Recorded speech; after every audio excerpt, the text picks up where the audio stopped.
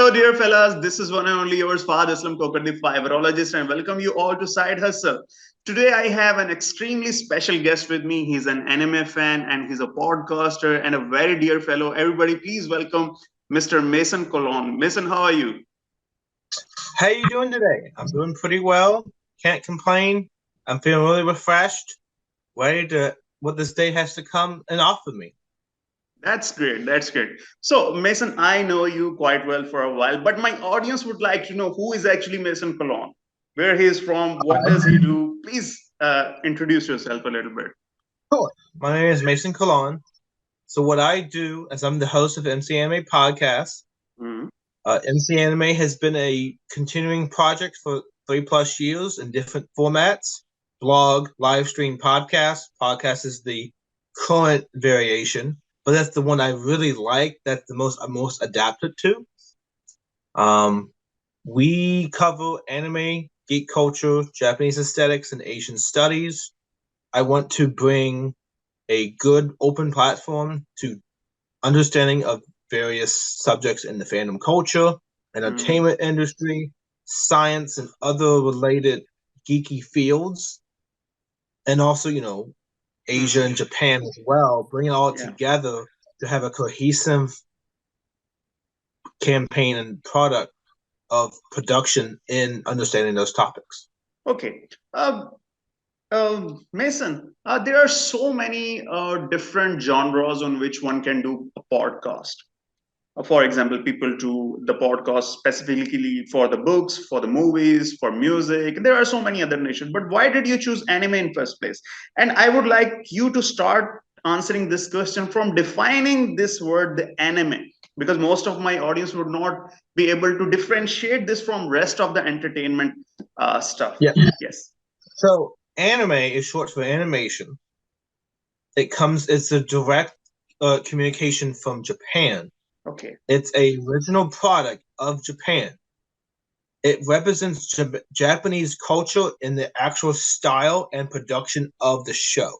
Okay. A lot of anime are movies and TV shows. And most of the source material comes from like comics or manga or graphic novels. Okay. Those are the main source demographics where the original adaptation for the anime comes from. The anime is a secondary adaptation most of the time. Now, sometimes it is an original and all outliers, but most of the time it comes from a print media source that's Okay. inspired a secondary adaptation. Okay. So tell me, Mason, why is it so much popular? There are so many other countries who must be doing the animation type of stuff, which are cartoonish. I would call it. They are more very similar to cartoon stuff. But how? What is so unique about anime that it has become so much popular? What is the answer to that? Okay, so a lot of anime that differentiates from cartoons is the culture, it's the depth and plot, the characterization. You connect with the character a lot. There's an overlapping story. Mm, Sometimes it's like Spice of Life, for example. It's a very chill, relaxing theme, but people watch because they get involved in the relationships, the characters. They get devoted to who they are. Sometimes with anime, you can actually stretch out the characterization in a long, continuing story instead of like a okay. movie format, which is very short and precise. Okay. So the audience has a huge demographic. Let's say, for example, Dragon Ball. The reason why Dragon Ball is so popular is an adventure style anime. But the Okay. reason why it connects with people because it has huge fight scenes, but it also has relatable villains. Okay. You can connect with the villain and see their perspective with the main character's perspective, and you usually see the villain and the main character duke it out of the battle of morals, ethics, justification, their background story. That's one element that does really well in the anime universe. And not every anime's fight scenes related to all that stuff. It can be laid back. It can be a school setting. It can be regular life. It can be romance. It's all a bit how the story is set up that people like it. It's very versatile. The That's great. media and the medium gives an audience Whatever they want, it's there. They just gotta go find it. That's great. And I must confess that nobody has ever explained it like that before me. And it is for the first time when I am getting introduced to the anime, and I am getting excited to see one. And would you like to suggest me a few? Which one series is your favorite? Some of my favorite is One Piece. It's like 1,000+ chapters in the manga, and it has a current anime adaptation as well at the same time or similar pathway. That's about pirates going on an adventure, get the greatest freedom, which is the title of One Piece, and it has an interesting power level system. So that Okay. kind of cool. And another one I would probably recommend would be Inuyasha. That's feudal Japan perspective, but it's a isekai genre. They travel back to another land that's different from the modern era, and it's about demons and Inuyasha, who's a half demon, half human, who's fighting the different demons in the show about the shard that gives demons all this power and they abuse it. Okay, dear audience, I will get all those written by Mason and I will put all those in the description. Don't worry about that. I'm pretty sure that those must be very great suggestion for you guys and they will be entertaining. So Mason, let's switch a little bit to the podcasting. There are so many other businesses on this planet. One becomes a doctor, one becomes an engineer. Why did you choose podcasting in first place? And is it the only thing that you do? Um, Podcasting for me was a really easy platform where Mhm. I could just come here, be myself, share the accumulation of knowledge that I've of the media that I watch, the understanding of my career field, and just put everything together into an opinion based show that people Okay, can enjoy by deep dive knowledge of the subject. that's great. And but uh, Mason, for me to do a certain business, the major motivation for me should be that how much I am going to earn from it.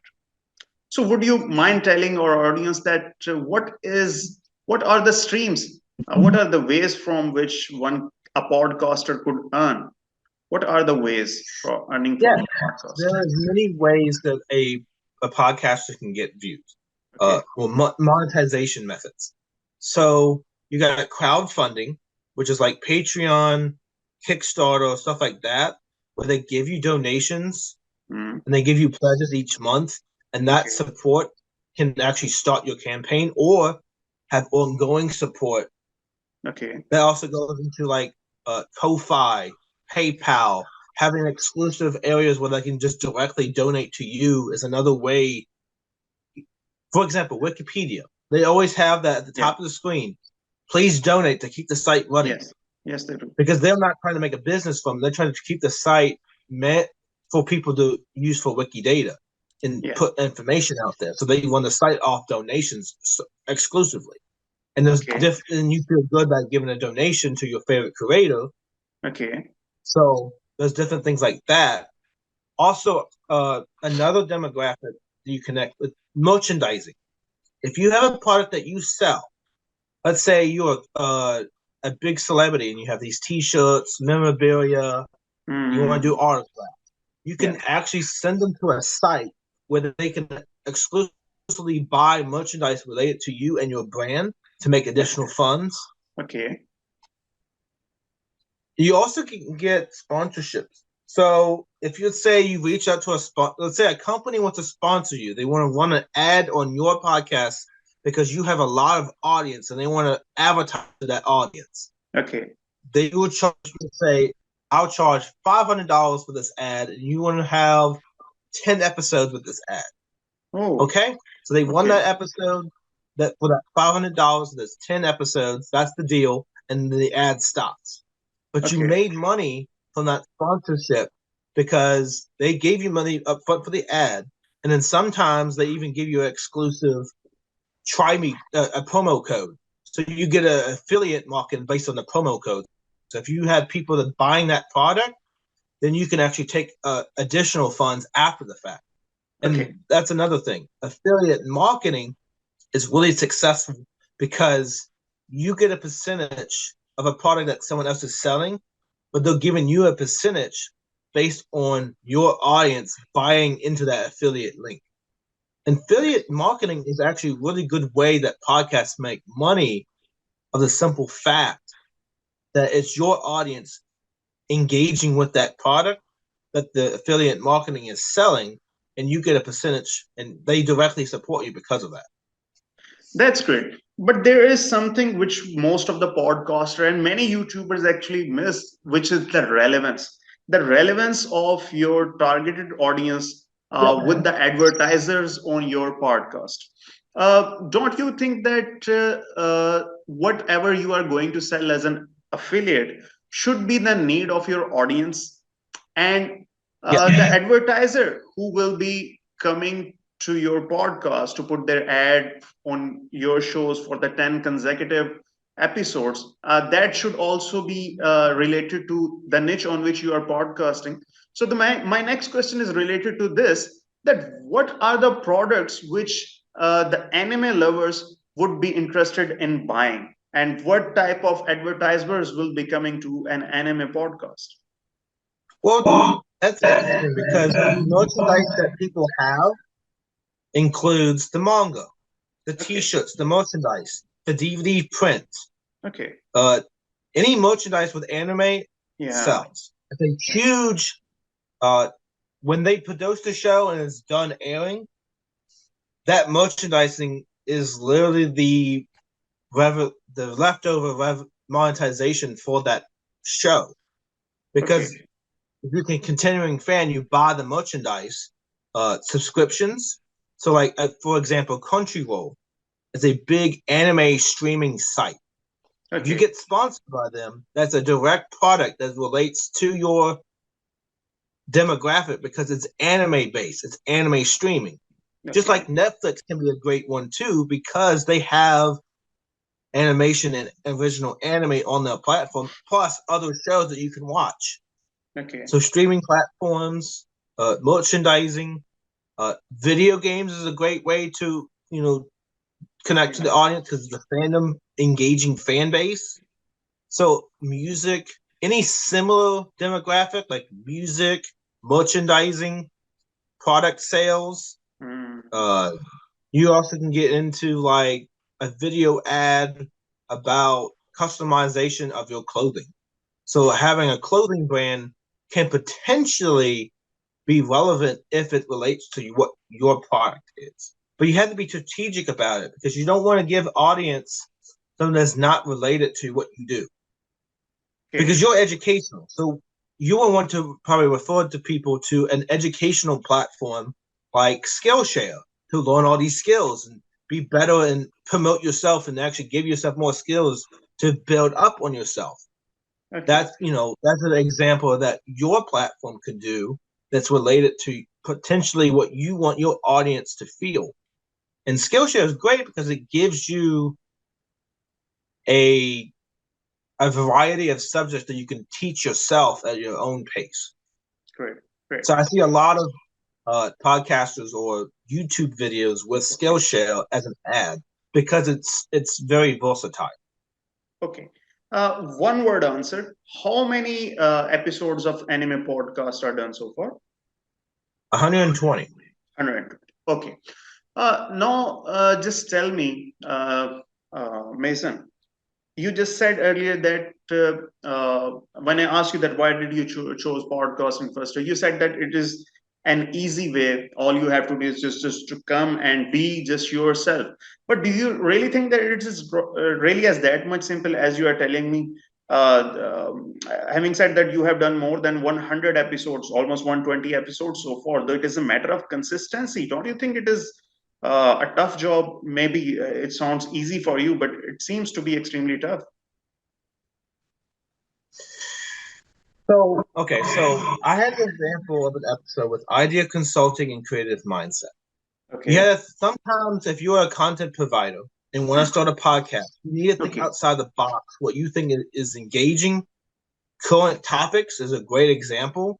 So let's say in the media, there's a fight about mixed martial arts, MMA. That fight is going on, and you have a specific perspective about it.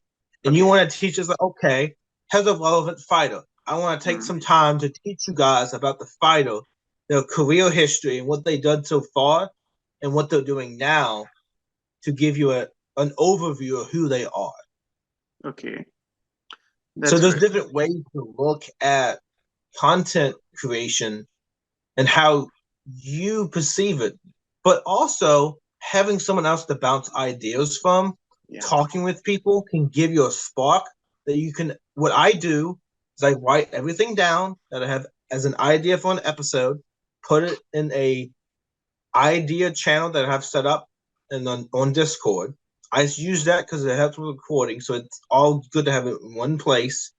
Have a document or whatever you want to Yeah. use to plan out your idea web mapping. Do it, because then you can go back to those ideas and pull from it. Yeah. So planning is extremely important for starting a podcast, whether it is anime or anything else, because when you run out of ideas, many people just stop it doing over there. So it's a matter of consistency. You will have to, if you want to go a longer way, you will have to learn from Maison Collawn. Okay, Maison. My next question is, what is the minimum budget that is required to start a podcast? The minimum budget. Minimum budget. All right. Yeah. And what Well, equipments are required? What equipments are required? most equipment is a reliable webcam if you want Yeah. to do video content, Hmm. a studio mic, and Okay. then maybe a mixer to do the editing. Okay. And music, most of the standard startup equipment is like $100, $200. Oh, That's minimum. And that's then the minimum. if you don't have the money for that stuff, that's okay, Yeah. because we have technology on phones and tablets that you can buy as an alternative. So if Yeah. you really want to do on your phone, you can just buy a good model phone and use that, or you can use a tablet. A lot of people Yeah. actually will do like Use a tablet. accessories. Yeah. Buy a tablet, use the accessories, have mics set up and everything with that, and you get good product because it captures your voice and it actually does really good. That's great. As the Winston Churchill said, perfection is the enemy of progress. So one should never ever get into becoming perfect. You just follow the Nike and just do it. Okay. So are your all of your podcast episodes are solo episode, or do you invite a guest in there? So I started out with a co-host or Yeah. a featured speaker Okay. because I had experience with the live stream. I hired a co-host that Hmm. carried on to the podcast, and then I left, connected with a new co-host. But we do one episode recording a week, but it's not actually in live time put up. It's put up after the fact. But I find that if you find someone to talk with it or solo, both are good because not everyone can be a good guest Yeah. who you share Exactly. the episode with. Okay. Also, sometimes certain ideas for the topic discussion is best on a one-to-one basis because they'll want to know your insight to how you think about that subject at hand. Yeah, but specifically about anime, what actually makes a person qualified to be on the podcast of Maison Collons? Oh, the qualification to be on my podcast is simple. You have a passion for a fan-related topic or Okay, industry that you work in that you're super passionate about. okay, And sometimes I've had people like, for example, transpersonal psychology. okay, That's like more like spiritual belief and founding in mentoring and life coaching. That okay, fits within the podcast because it fits into the science aspect, healing aspect of geek culture. It's appealing because it's enlightenment. It's it has a following, but it has a following in a different way. people feel empowered when they have a spiritual or life coach on them, and it creates a mindset. So it goes into the science of, how religion affects people, how having a spiritualist belief affects your morals and ethics and your standard of life. So that is one example that I find that, it's a narrow field, but I try to make it versatile for guests to be on my show. And if I find a specific topic that fits that, that's usually how I do it. Now, if they don't immediately qualify, I ask them questions. What are your hobbies? What's a TV show that you like? What's a great movie you like? Is there a specific thing you did as a child that you really love? The deep passion subjects that people like, because everyone likes entertainment of some kind or activity that they like to do. So that's a really good connection that I can make with a guest, and also propel them to the greatest conversation they can have, because they're an expert because they did it. Great. Okay, Mason, just tell our audience that from where we can listen or watch the MC Anime podcast, and how people can reach you. Do you have any Instagram, any TikTok, any Facebook channel? Just let our audience know. So you can tune into the podcast on podcast directors like Apple Podcasts, Google Podcasts, Spotify, iHeartRadio, Amazon Music. We just launched the YouTube channel. No videos yet, but you can subscribe to the channel. And I'm trying to convert my backlog of episodes into daily, 2-3 times a week on videos. And I'm also on www.ncmapodcast.com, where that's the main website where I upload all the episodes and postings as well. And you can also follow us on Blog MC Anime on Patreon if you want to do some crowdfunding. And you can follow me on Fiverr, where I actually offer product to sell and services to give you. That's great. Okay, Mason, our audience, all of those have the education and an entrepreneurial mindset. And I would like you to give them a final message. I just need one final nugget of awesomeness from you. What is your advice? What is your suggestion to my audience? Well, I grew up in an entrepreneurial style of my family. My dad was self-employed. He went to wholesale, so he kind of looked like retail, but he sold secondhand items at a flea market. And that really taught me how to be myself. You have an experience. If you have an idea, go with it. Keep trying to finesse it, work on it, try to sell the product or the service that you want to offer. If you're a programmer and you have unique skills, open a programming service that people can buy code from you. You can work for their projects. If you have a unique skill, advertise it. Because you don't know unless you try with that skill where it's going to get you. And even if you have a job that you love and have a unique skill with, you can still on the side run a small business of any kind.